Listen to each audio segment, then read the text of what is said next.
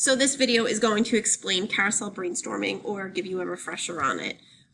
So each lab table or each group has a different topic in a specific unit. And I use this a lot with, let's say, a topic that has a bunch of different categories in it. Again, I teach science, so when I'm talking about, let's say, weathering and erosion, we have different agents of erosion. We have different types of weathering. So each table has a different topic, and you get divided in groups. So each group has a different color that you can use the same colored pencil or marker throughout the activity. If you have a group that's shy or that is a little bit more immature and has difficulty in just going through it and not making fun of someone else, you can give each group the same color. I like to use different colors just so I can see where my groups are.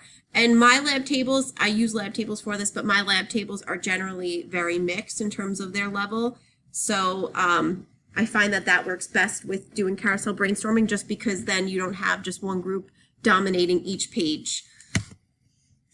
Each table or each group has 3 minutes or so, depending on your decision. You can do it a lot quicker if you want to make it only half a period or half of your lesson, to write down all the information they know or correct other information. Now, I make sure that I emphasize before I start this that any corrections should be done constructively. They could just cross it out and redraw it. They can do anything else. They can reword something that someone else already wrote.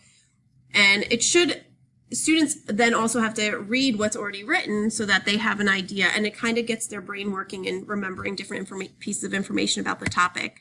At the end of class, whatever poster winds up, so what I do, let's say I have 6 different topics or 6 different whiteboards or posters, I'll either have the students move, or if my students have difficulty moving, I'll pass the paper around. Sometimes I have classes that are a little bit more rowdy. When we move, it's hard to get them settled, so I'll pass the paper around to each group instead of the groups moving.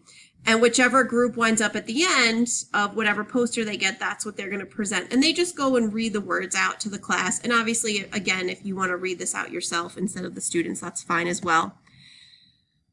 Modifications, so groups can have different assignments. So you could say, you know, table 1, you have to do pictures. Table 2, you have to write words. Table 3 has to write questions as each topic goes around. So it's just a different way to get the students to think and also see how your students think on each topic.